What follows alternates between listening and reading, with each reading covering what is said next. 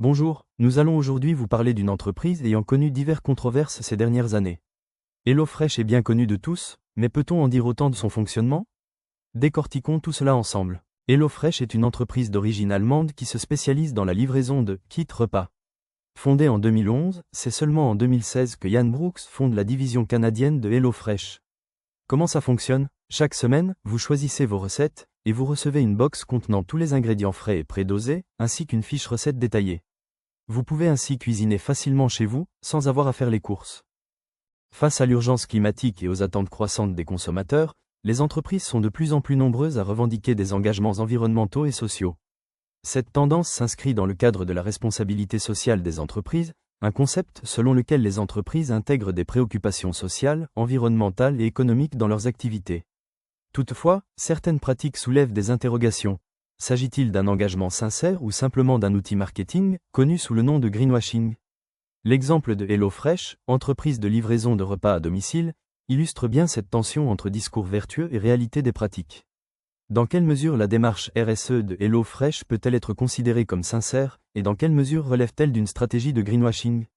La responsabilité sociale des entreprises, un levier d'engagement et d'innovation. La RSE, dans sa définition première, vise à encourager les entreprises à agir au-delà de la simple recherche de profit. Elle implique notamment une réduction de l'impact environnemental, empreinte carbone, gestion des déchets, etc. Un traitement éthique des salariés et partenaires, une transparence dans les pratiques commerciales et industrielles. HelloFresh, en tant qu'acteur de la food tech, affirme s'inscrire dans cette logique, lutte contre le gaspillage alimentaire grâce à des portions prédosées, réduction des émissions grâce à la compensation carbone des livraisons, emballages recyclables, etc. Ces mesures traduisent une volonté d'adapter le modèle économique aux enjeux écologiques contemporains. L'entreprise répond ainsi aux attentes des consommateurs en quête de praticité, mais aussi de durabilité. Une démarche contestée, entre incohérence et stratégie de communication cependant, l'engagement RSE de HelloFresh suscite de nombreuses critiques. Plusieurs éléments suggèrent une instrumentalisation du discours écologique, caractéristique du greenwashing. 1. Sur emballage et déchets, chaque ingrédient est emballé individuellement, générant une quantité importante de déchets plastiques. Même si ceux-ci sont recyclables, cela contredit l'objectif de réduction des déchets à la source, pilier fondamental d'une démarche RSE cohérente. 2. Compensation carbone. Une illusion d'engagement. La compensation des émissions de CO2, souvent mise en avant, ne règle pas le problème des émissions elles-mêmes. Elle repose sur des mécanismes, comme la plantation d'arbres ou le financement de projets écologiques, qui ne sont pas toujours efficaces ou vérifiables à court terme. 3. Flou des engagements. Les termes employés dans la communication de HelloFresh, durable, responsable, éthique, restent vagues et ne sont pas toujours accompagnés de preuves concrètes ou de certifications reconnues, type label bio, commerce équitable, etc. Ces éléments laissent penser que la démarche RSE de HelloFresh est en réalité guidée par des intérêts commerciaux, visant à valoriser l'image de marque plus qu'à transformer en profondeur le modèle de production et de distribution. Vers une RSE plus authentique, l'importance de la régulation et de la transparence. Le cas HelloFresh met en lumière les limites actuelles de la RSE volontaire. En l'absence de normes strictes, toute entreprise peut revendiquer une démarche responsable sans nécessairement en respecter les principes fondamentaux. Face à ce constat, plusieurs pistes peuvent être envisagées: renforcer les obligations légales en matière de transparence environnementale. Éduquer les consommateurs à repérer les cas de greenwashing. Encourager les labels indépendants qui garantissent un certain niveau d'exigence. Une RSE crédible doit reposer sur des actes concrets, mesurables et vérifiables, et non sur une communication séduisante. Les entreprises qui parviennent à coordonner performance économique et impact social positif s'inscrivent alors dans une véritable logique de transformation durable.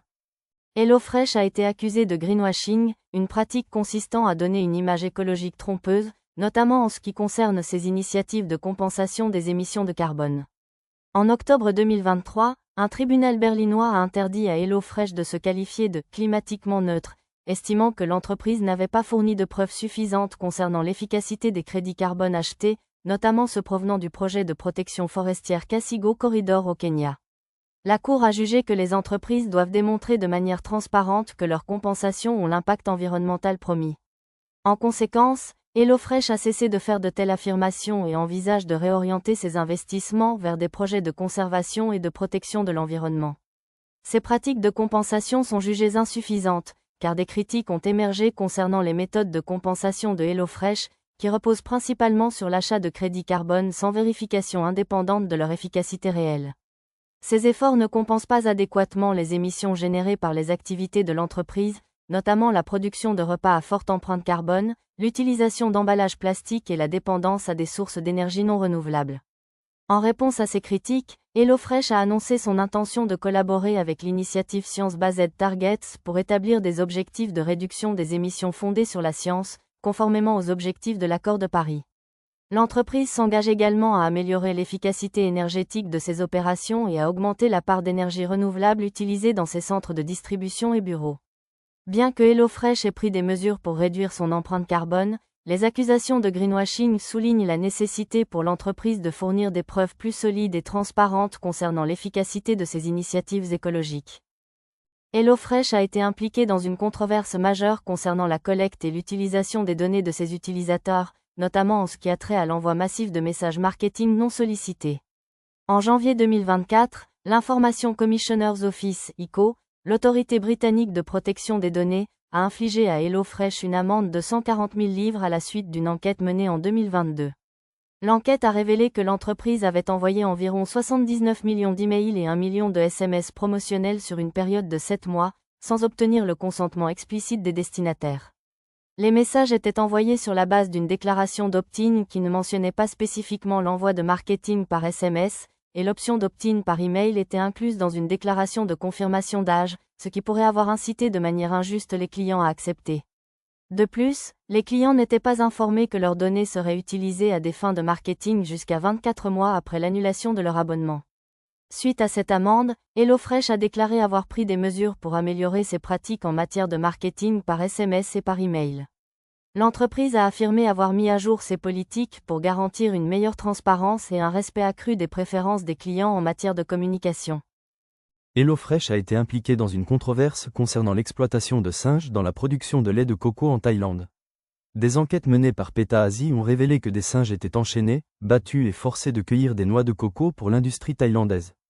Les animaux étaient souvent maintenus dans des conditions cruelles, sans accès adéquat à la nourriture, à l'eau ou à un abri.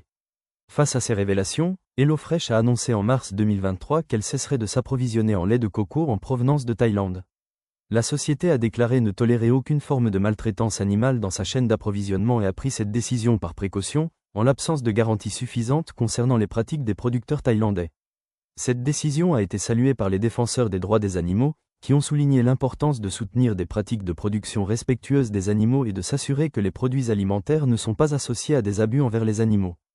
Aux USA, en 2021 à 2022, les travailleurs de 2 centres HelloFresh à Aurora, Colorado et Richmond, Californie, ont essayé de se syndiquer avec le Unite Here, un syndicat qui représente les travailleurs de l'hôtellerie et de la restauration.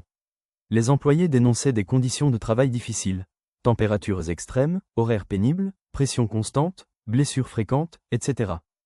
En réponse, HelloFresh a engagé des consultants spécialisés dans la lutte contre les syndicats, dépensant jusqu'à $20,000 par jour pour des réunions obligatoires visant à dissuader les employés de se syndiquer. Des accusations de représailles ont également été formulées, notamment des intimidations à l'encontre des travailleurs soutenant la syndicalisation. En conclusion, le cas HelloFresh illustre les ambiguïtés de la responsabilité sociale des entreprises. Si l'entreprise adopte certains éléments du discours RSE, la cohérence globale de ses pratiques reste discutable. Entre véritables initiatives durables et effets d'annonce, la frontière est parfois floue. Pour que la RSE ne soit pas qu'un outil marketing, elle doit s'accompagner de transparence, d'actions concrètes et d'une remise en question structurelle du modèle économique. En ce sens, la sincérité de l'engagement ne peut être jugée que par les faits, et non par les slogans.